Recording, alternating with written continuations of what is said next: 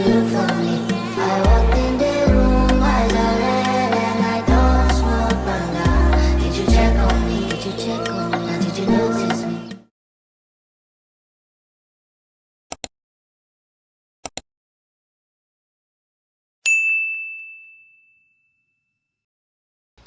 So, natupi ko na kaninang umaga yung tinupi ko nung last.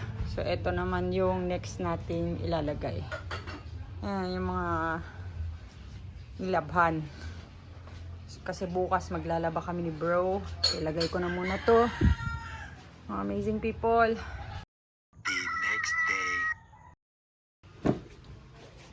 So, ito na yung tutupihin natin.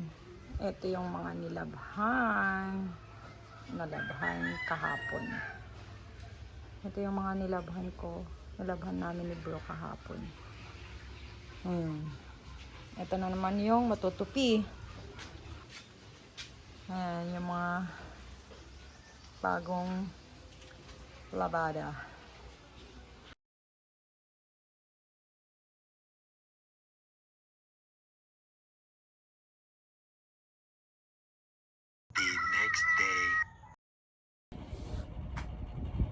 So, hello Philippines and hello world. So, welcome back to my YouTube channel. Like, hey!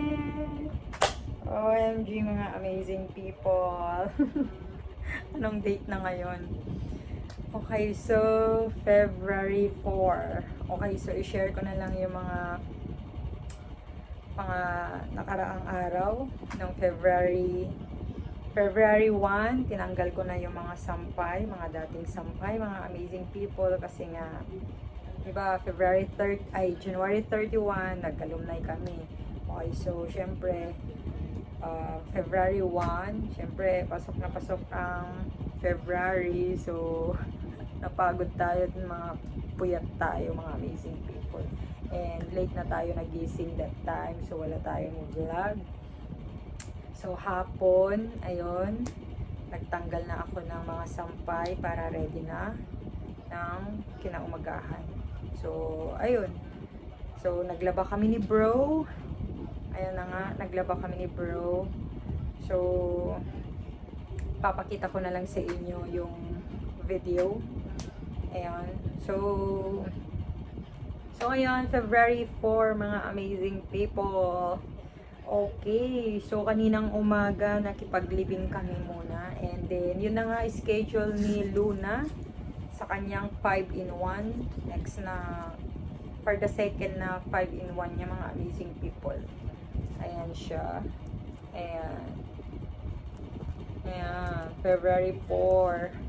So bumaba yung timbang niya, mga amazing people, nung January 27, 5.70. So, ngayon, naging 4.95. Ewan ko kung bakit, pero sabi nila do, baka ano daw, na-stress or natatakot siya kasi maingay doon. Kaya hindi rin ako makapag-vlog that time kasi may maraming tao doon at hindi lang sila doktor, si doktora, hindi lang sila kasi yun nandoon. So, ayun. So, yung next schedule na is sa February 18. Pero, meron siyang schedule ng deworm sa 11. Ayan. So, yung ano niya, yung nilagay nila is NexGard. Yun yung pangalan, yung tablet na magde-deworm. Kasi deworm at saka ano na yun, pampatay sa garapata. Para hindi siya din siya kaptan ng garapata. And, pangmatagalan na din kasi yun. So, itatanong pa namin kung magkano doon.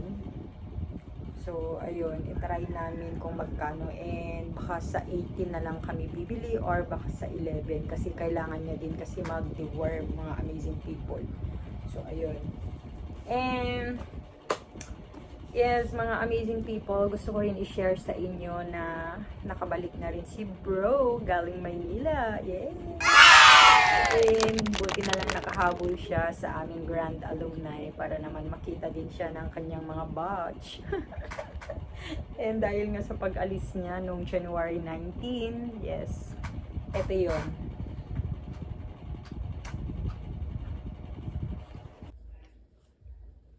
Oh, alis ka na ba? Saan ang punta mo? Ang pangit ng kwarto mo. Oh no! Hindi pa pintura. Hindi pa napintura ng kanyang kwarto, mga amazing people, kasi sobrang busy niya. Ayan, meron na naman siyang pupuntahan sa kanyang pagbubunsay, mga amazing people. Ayan, diretso ang kanyang bunsay since December. Yay! Naman. Overseas Filipino worker na tayo.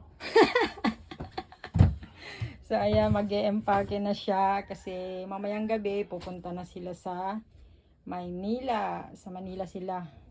Next nilang client, taga Quezon City. Ayan. Malapit dun sa Vice President Office doon. Doon yung pagbunsayan nila. Ayan si bro. Ayan. Baka pagkatapos na ng niya, saka pa lang niya siguro mapipinturahan tong kwarto niya. Ayan hindi pa pintura. Kasi nga sobrang busy siya. Ang amazing people. So ayan. Impake na siya. OMG. Aalis na si bro. Punta na siya ng Maynila. Saan na yung maleta niya? Hindi pa napinturan yung kanyang kwarto. Nandito na. Oh my God. Ready na pala yung kanyang gamit ng amazing people. Grabe Kabigat. Oh, ready na ang bag. Si bro. Bro.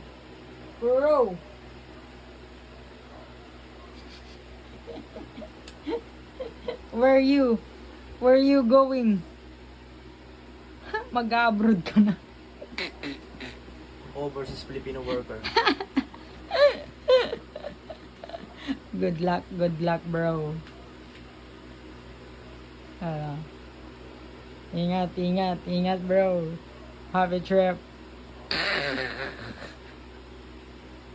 Ala.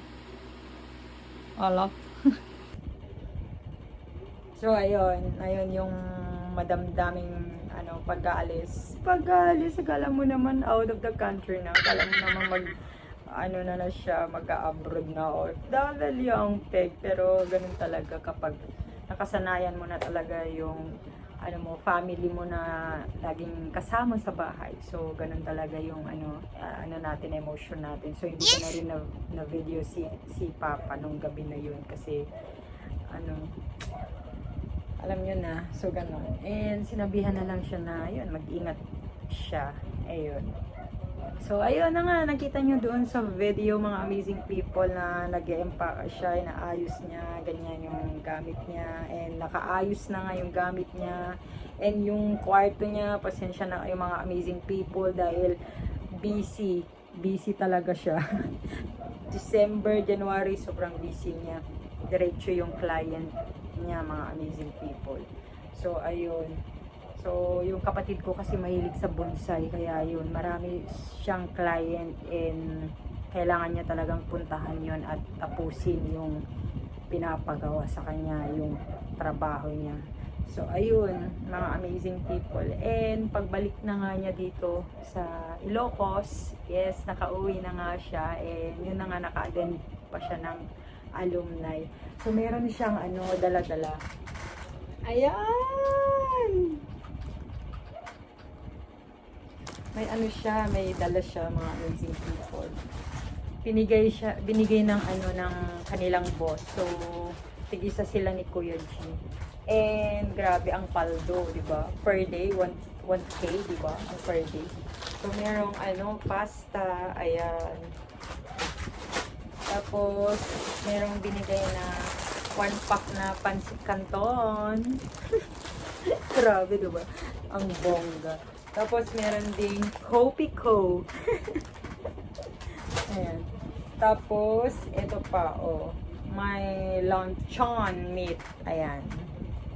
Ayan, binigay. So, kung anong meron kay bro, ganun din kay Kuya Chi. Yung kasama din lang niya na nagbubunsay, mga amazing people. And, grabe, napaaga talaga ang Valentine's Day ni Madam.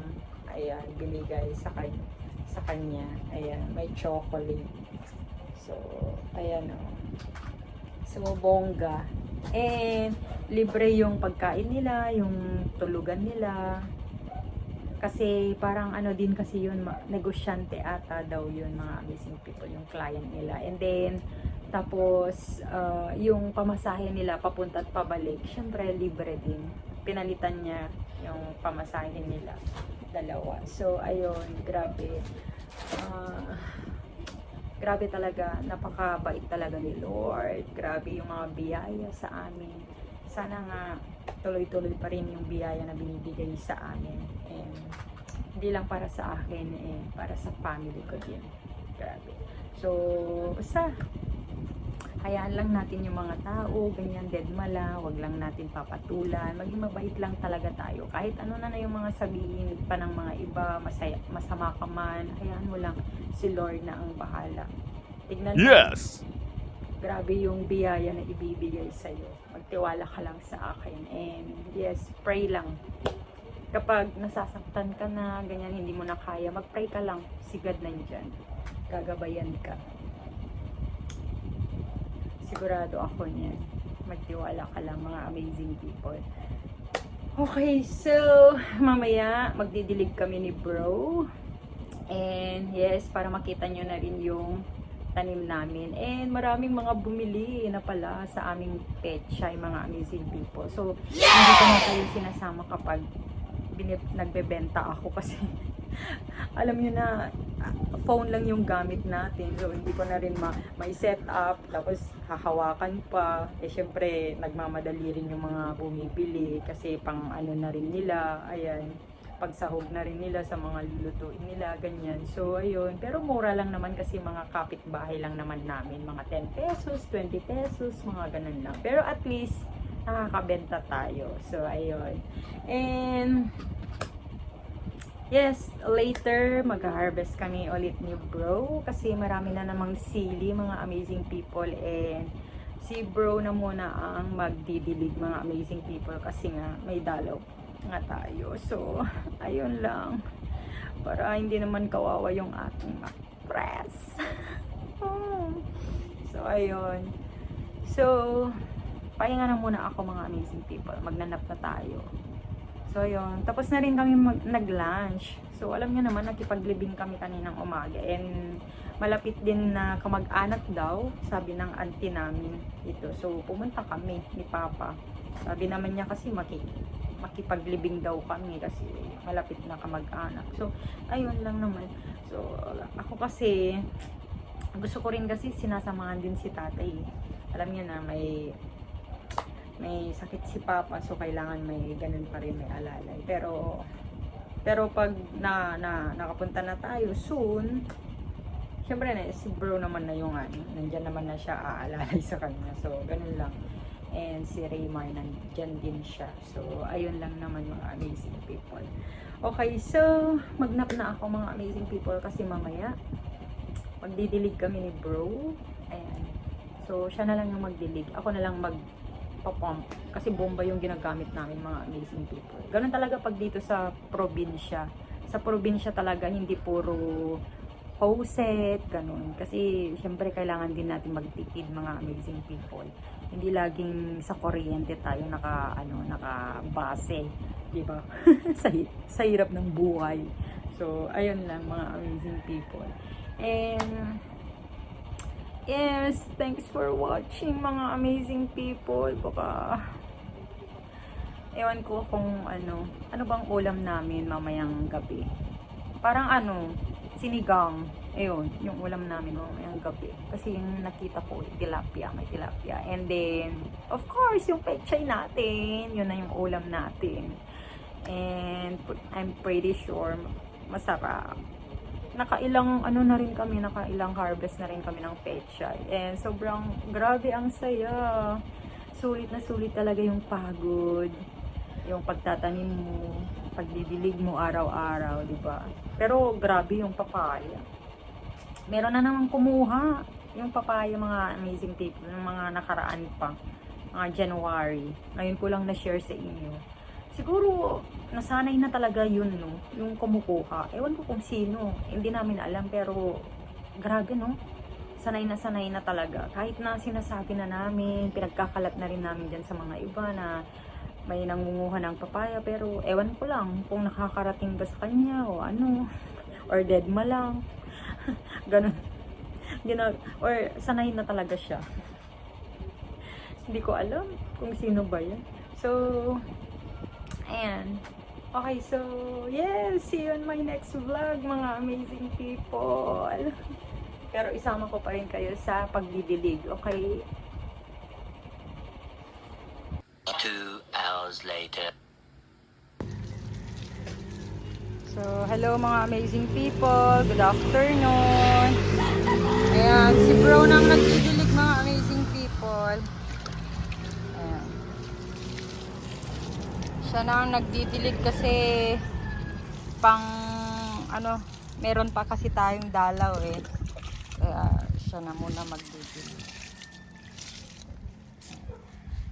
So, ipakita ko lang sa inyo yung tinanim ni tatay. Ito yung patani. Ayan, malalaki na mga amazing people, oh. Ito naman yung tinanim ko. Bali, pangalawang araw to. Yung papaya. Saka ito. Ito yung patani. Ayan, mga patani. Ang dami na namang sili, mga amazing people, oh. Mag-harvest na naman tayo. Ayan. Ito pa yung tinanim ko na kalabasa. Halos kasabay niya yung mga papaya. Papaya, mga amazing people. Ayan. So, ayan. Nabuhay. Ayan. Saka ito. Oh. Ayan. So, ayan. Marami-rami pa. Marami-rami pang pechay. Pero nakapagbenta na ako, mga amazing people. Kasi may mga bumili. 10 pesos lang naman. Saka may mga 20, mga ganun, mga amazing people. Meron pa doon, oh. Ayan. Oh, diba? At saka nag-ulam kami ng sinigang. Sinigang na tilapia. Pati nung nakaraang araw yung bangus. Ayan, kumuha kami ng pechay. Ito yung mga talong natin. Ayan, ang hirap nilang lumaki. Ewan ko kung bakit. Siguro may ano siguro sa ilalim. May anong tawag doon? Yung ano ba? Yung malaking uod ba? Mga amazing people. Sabi nila kasi may ganun daw eh. Ito yung kalabasa natin. Ayan. Ito yung ano, oh, bunga. Ayan. May bunga siya dito. Tapos ito yung ayan yung bunga niya, oh. Dito, oh. Ito yung una. Malaki. Pero yung nasa ilalim, wala na. Tinanggal na ni tatay. Kasi namatay, mga amazing people. Nasira yung bunga. Kaya meron pa dito. Ayan. Saka yun. Tapos itong okra, papalitan na lang natin, mga amazing people. Kasi matagal naman na kasi itong mga okra, oh. Kaya ano, papalitan na lang. Dito din lang naman. So, eto na lang ulit yung mga itatanim. Yung mga yan. Eto. So, ayan, papalitan natin yung mga yan. Next. So, eto, anuhin ko na muna to. Sunugin ko muna, mga amazing people. Sunugin ko muna kasi ang dami na. Dami ng kalat. So, kailangan sunugin to. Yan ang antuatan ni Ukra. Ayan, nag-harvest na si bro. Mga amazing people.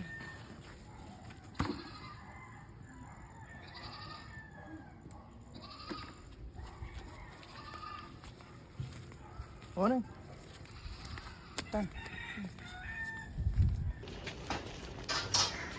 Ito na ang dinner namin, mga amazing people.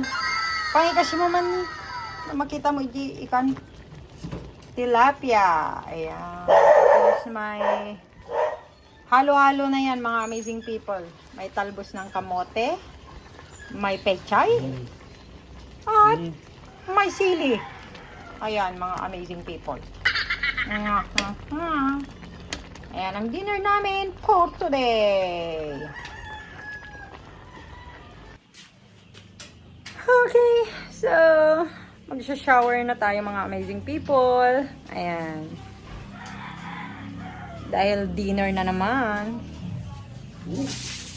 Okay, so see you later again mga amazing people. Kaya tayo nga sa praluto.